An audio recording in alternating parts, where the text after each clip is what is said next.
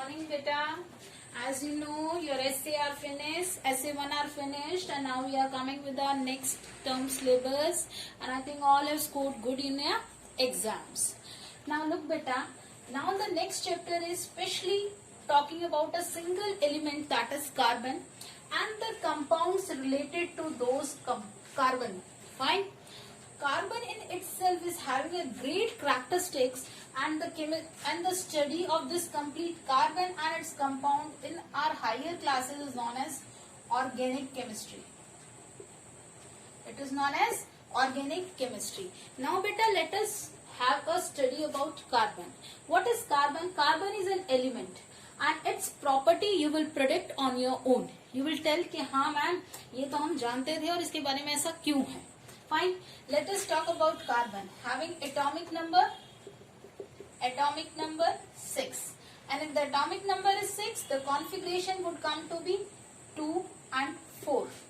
Now beta, in your octet, we expect in our octet there should be 8 electrons. Octet means having 8 electrons, complete electron in the last valence shell. First में होता है तो हम उसको duplet बोलते हैं, और सेकंड में या थर्ड में नेक्स्ट गोइंग ऑन में होता है तो हम उसको ऑक्टेट बोलते हैं. Fine. It is called the octet. That means octet इसको नहीं बोलते. आई एम सेइंग कि अगर लास्ट ऑर्बिट एक्सेप्ट फर्स्ट है, के शेल के अलावा कोई भी शेल है, तो उसमें हम ये एक्सपेक्ट करते हैं कि 8 इलेक्ट्रॉन्स होने चाहिए to complete the octet. Fine.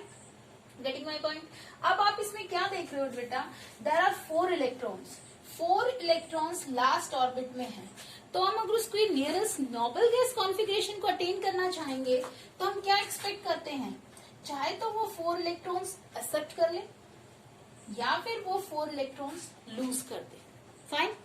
अगर ये 4 इलेक्ट्रॉन्स गेन कर लेता है तो उस सिचुएशन में कार्बन जो है वो क्या कहलाएगा? गेन करने वालों को क्या बोलते हैं? Non metals. And after gaining they will contain -4 charge. Fine. When they lose 4 electrons, in this situation, carbon would be having +4 charge. All agree with this thing? And these concepts I have introduced in your 9th standard also. कि gain करने पर वो non-metal कहलाएगा, और lose करने पर वो metal कहलाएगा. Fine. That means metal are the losers and they attain positive charge. They are positive charge carriers are known as cations and negative are known as anions. Okay बेटा, this is clear है? अब बेटा next क्या arise होती है ये बात कि हम ये नेगेटिव चार्ज और पॉजिटिव चार्ज हमें बहुत रेयर दिखाई देता है इन एक्सेप्शन केसेस.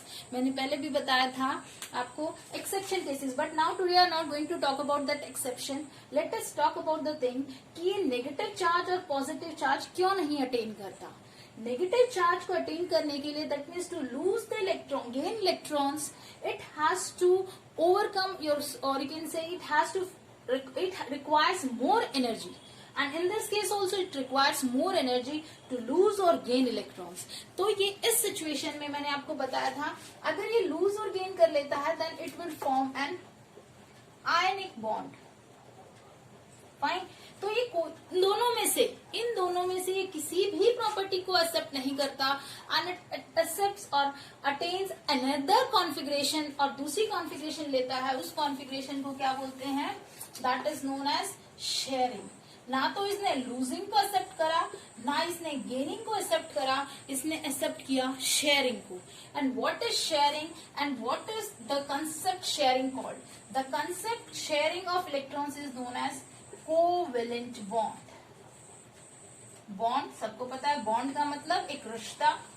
एंड रिश्ता किसके बीच में बनता है? जब आप किसी को कुछ देते हो या लेते हो, उसी सिचुएशन में रिश्ता बनता है. यहाँ पर इसने क्या किया? शेयर किया इलेक्ट्रॉन्स. और हमेशा किसी भी केमिकल रिएक्शन के अंदर केवल वही इलेक्ट्रॉन शेयर होते हैं या वही इलेक्ट्रॉन डोनेट या लूज होते हैं जितने लास्ट वैलेंस शेल में होते हैं. That means the valence shell is only responsible for the chemical properties of any of the chemical compound, any of the elements. Fine. किसी भी एलिमेंट की प्रॉपर्टीज को प्रोटेक्ट करने के लिए we are suppose to focus on our valence electrons और electrons present in the valence shell. One and the same thing. Fine.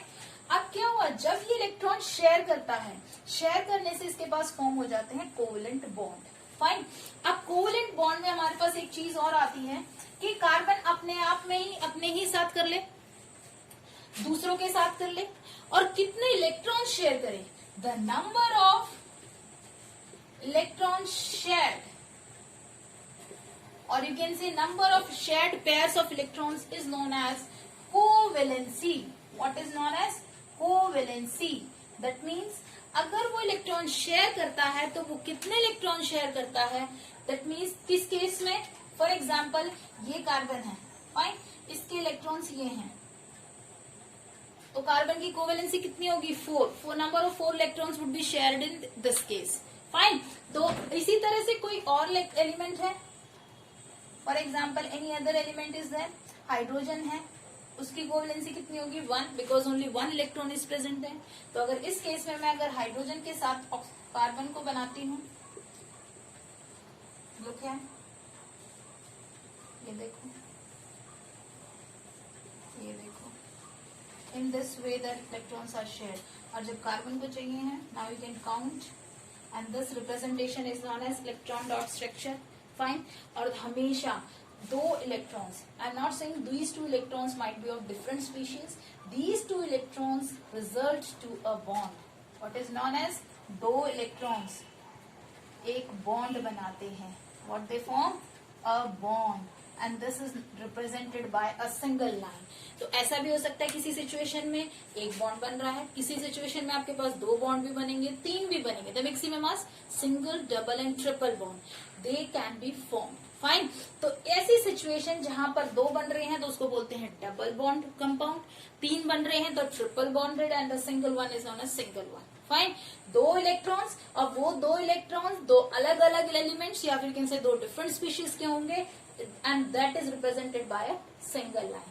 This is the introduction for the properties of carbon. Carbon की properties का general analysis, general introduction आज मैंने दिया है, and now in the next lecture we will learn about other properties, how they form the bonds and with whom they can form the bonds. Fine. Thank you beta for today.